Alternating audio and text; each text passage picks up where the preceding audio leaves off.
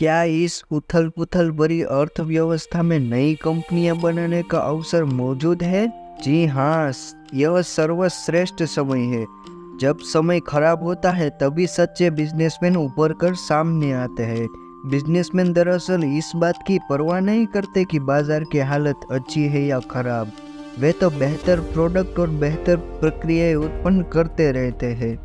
जब भी कोई कहता है कि ओह अब तो अवसर कम हो गया है, तो इसका कारण सिर्फ इतना ही है कि वो पराजित हो चुका है।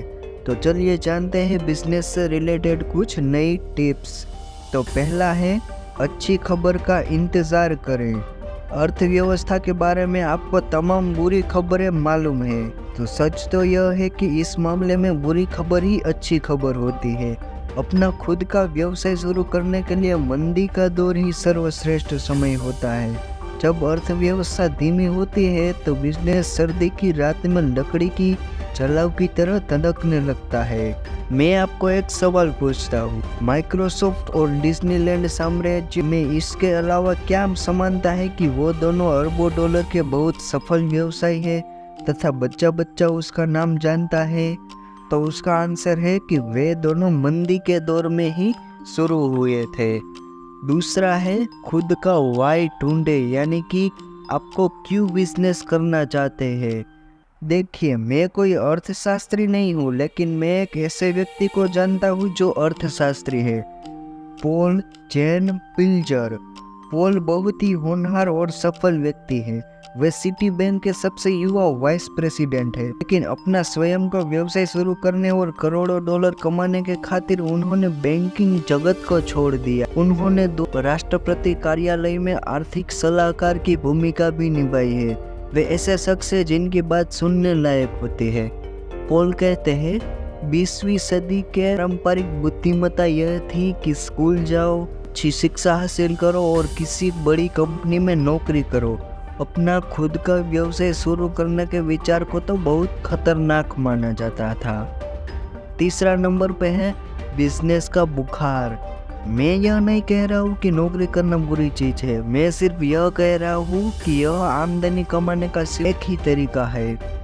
इन लोगों को, जिनमें आप भी शामिल है, यह एहसास होने लगा है कि जीवन में वाकई जो चाहते हैं उसे पाने का एकमात्र तरीका बिजनेसमैन बनने के मार्ग पर कदम रखना है। सभी लोग बिजनेसमैन होते हैं, दिक्कत तो यह होती है कि लाखों लोगों को जानने का अवसर ही नहीं मिलता कि वो बिजनेसमैन होते हैं। बिजनेसमैन का बुखार तेजी से बढ़ता जा रहा है, क्योंकि जब भी अर्थव्यवस्था मंद पड़ती है तो बिजनेस की सक्रियता बढ़ जाती है।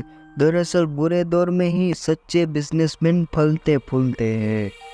चौथे नंबर पे है, सचमुच कुछ। मैं आशा करता हूँ कि आप लोग अपने सोफे पर परोसना छोड़ देंगे और इसके बारे में सचमुच कुछ करेंगे।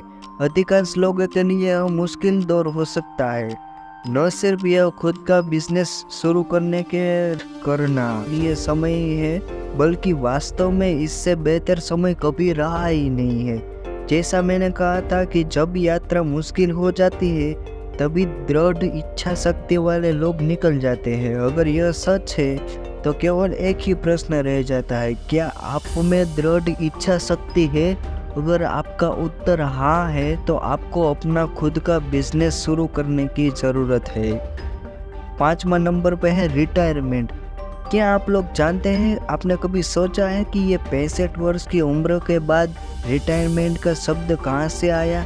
तो चलिए मैं बताता हूँ। प्रशिया के राष्ट्रपति ओट्टो बोन बिस्मार्क ने 1889 में यह विचार दिया, 65 वर्ष की उम्र के बाद बूढ़े लोगों को पेंशन।